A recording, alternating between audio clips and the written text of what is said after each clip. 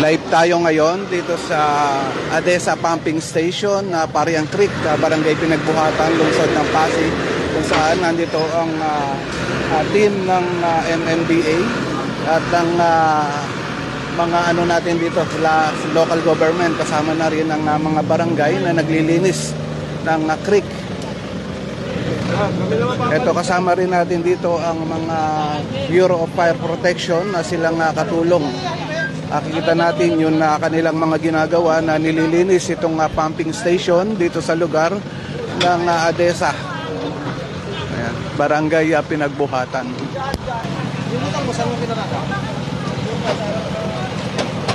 So, puntahan naman natin itong Parian Creek. At ito rin yun na isa sa mga nililinis ka nitong grupo ng MMDA kasama ang DILG. Na hinihikayat ang buong Pilipino na magsagawa ng kalinisan sa mga ganitong lugar. At ngayon araw na ito, andoon din sa Baseco Beach ang mga ilan sa mga naglilinis. No, halos lahat ng city dito sa Metro Manila ay ganito ang ginagawa sa mga oras na ito.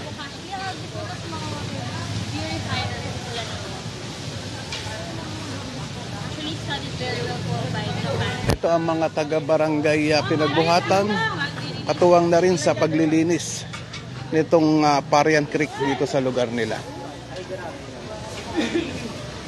Lalapitan natin ang ilan pa sa mga lugar na kanilang nililinis. No? Mahaba ito.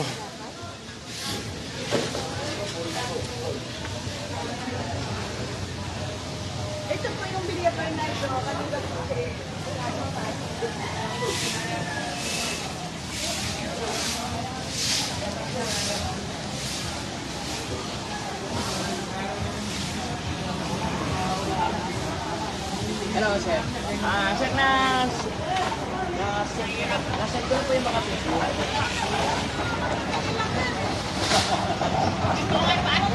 Ito ang truck ng Barangay Pinagbuhatan, clean-up drive operation ngayon araw na ito. No? At puno na nga yun, yung truck na yun, ng mga nakuha nilang basura. Ang truck ng Action Line, nakatuwang din sa sinasagawang paglilinis dito sa Parian Creek. At ito yung Adesa Pumping Station. Kung mapapansin nyo, talagang napakarami talaga ng dumi. At halos bumara na nga dito sa pumping station. Ay po, thank you po. Po! Po! Meron pa isang design. Alright, kaya ka muna. Nanay. Kapi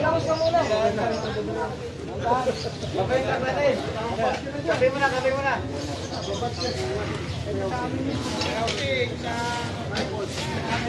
Good morning mga taga Pinagbuhatan at sa buong followers ng Pasig News Update. Ito ho, kasalukuyang ginagawa namin ng cleanup drive dito sa Parian Creek. Sinimulan namin dito sa Villa Abesa, pababa hanggang dun sa may papuntang Bilog.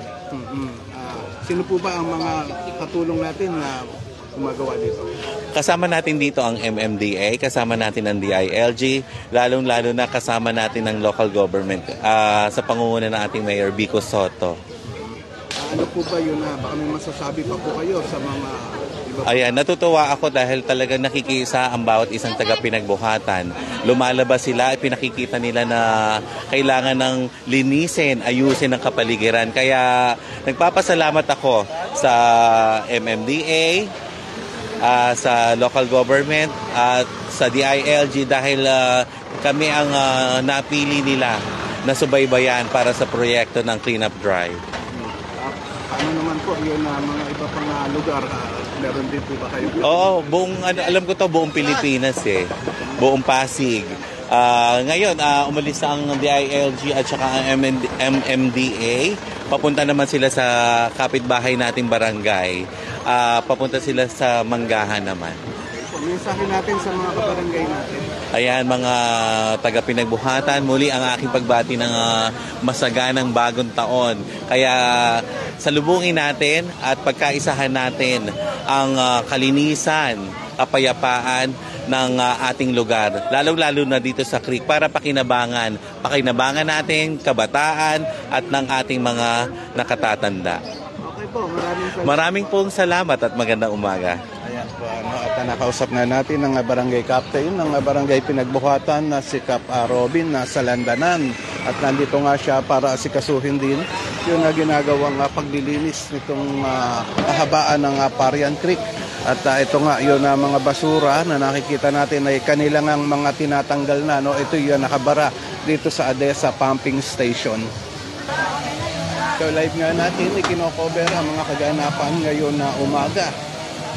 Ito hindi lang dito sa lungsod ng Pasig isinasagawa. Ito nationwide.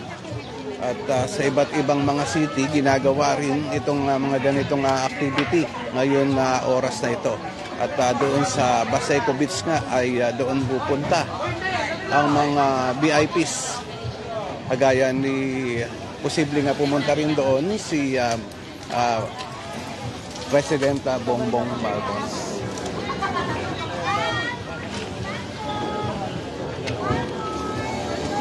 Silipin natin dito sa bandang dulo at tingnan nga natin kung ano ang itsura nitong pumping station. Yan, ito yung na-track ng Action Line Division. Ito mga kaibigan, ang makikita natin na napakarami ng mga water lily na nakatambak dito, no? Yan, sigurado tatanggalin din yan ng team ng MMDA kasama nga ang mga local government natin. Ito, pumping station. Ayun, dun sa mga viewers natin, kay Joan Padyo, Padyos na Bayat. Yun, good morning everyone. Good job, keep safe. Maraming salamat po.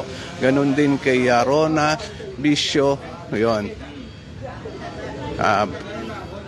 Bakit po hindi masyadong exposed ngayon si Vico Ceroli? Oo, nag-iingat din si Mayor Vico Soto ngayon dahil nga kagagaling niya lang sa sakit at medyo may ubo pa nga siya hanggang sa ngayon. Kahapon kasama natin si Mayor Vico Soto sa Oplan Kaayusan, kung saan doon natin nakita, no? At talagang napansin ko rin na may ubo-ubo pa nga si Mayor Vico Soto.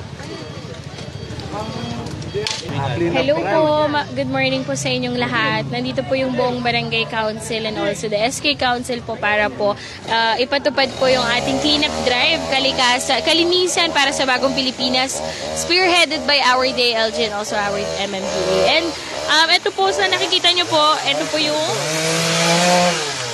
tinatawag po natin na Bokashi Cube or yung tinatawag nating BioCube. Ito po ay gawa with the help of Japan technology. And ito po, pag nirelease natin siya sa water, nag-help po siya para i-purify yung water. So, syempre, with the help of consistent po na pagtanggal ng mga basura and then also pagtapon po ng ganito sa ating mga creek or mga iba pa pong water system, it will help po na ma-purify po ito. So, also po mula sa Sangguniang Barangay ng Pinagbuhatan, kasama po ang Sangguniang Kabataan, maraming salamat po sa ating mga masusugid na, ayan po, sa ating mga sir, ayan sila po yung mga talagang tumulong po sa amin para naman po talagang ma-maintain yung kalinisan dito po sa Parian Creek. Hindi naman po ito yung huli, mag-organize po kami ng mga iba pong cleanup drives dahil kilala po ang Pinagbuhatan, marami pong mga creek pa sa kabuuan ng Pinagbuhatan. So yun lang po, maraming salamat. Okay, maraming salamat din sa iyo, no? Ano pangalan mo?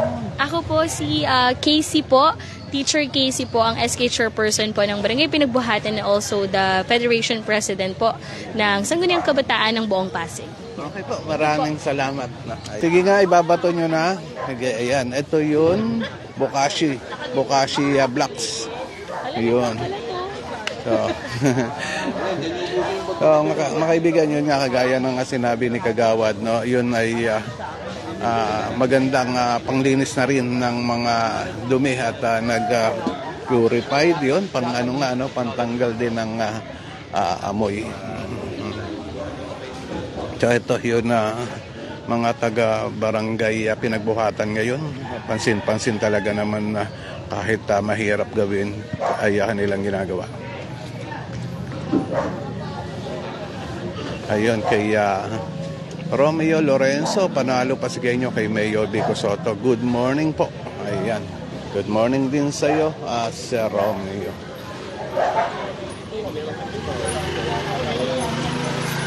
Kay Rona, hindi ko nababanggitin yun. Yun na yun na Empleo, nahirapan akong bigkasin. Maraming salamat sa panonood. At ito, tuloy-tuloy nga ang ginagawang kaayusan at kalinisan dito sa lugar ng Parian Creek, Barangay Pinagbuhatan.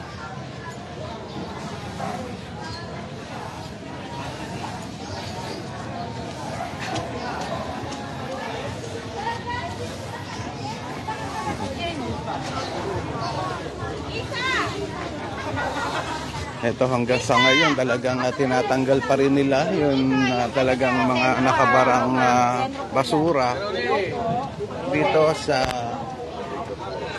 ADESA pumping station. Hi, good morning sa inyo. Ito yung mga kaibigan natin na action line. Ayan sila na nakiisa rin dito sa sinasagawang clean up drive dito sa lugar na ito. Ayan. Katulong din sila yun na mga naghahakot nga nito at dinadala kung saan man ang tapunan.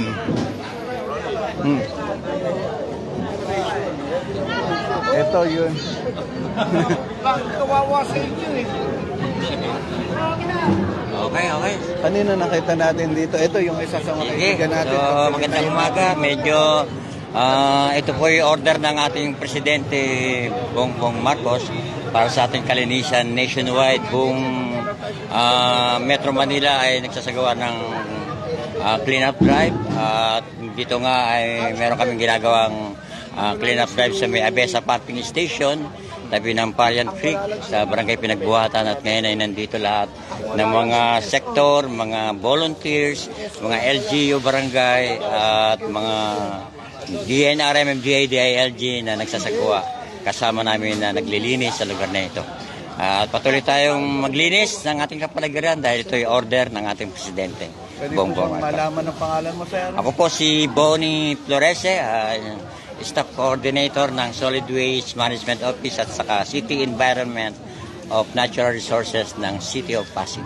Okay po, maraming salamat. Ayan, at nakakatawa at yung mga talagang adikain nila ay yung kalinisan ng lugar. Ito yung truck at mukhang nag-volunteer na rin itong Fileco. At mukhang truck nga nila itong ginagamit na panghakot ng basura. Ito yung mga Bureau of Fire Protection natin talagang nakiisa at tumutulong sa paghahakot ng basura. Hindi lang sila para sa sunog, nakikisa at tumutulong din sila sa mga ganitong gawain.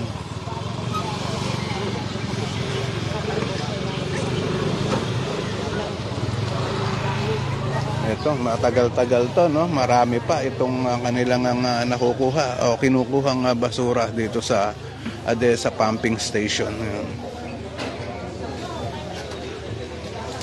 Dun sa mga viewers natin, maraming salamat po sa inyong panonood. Ito sa page ng Pasig News Update.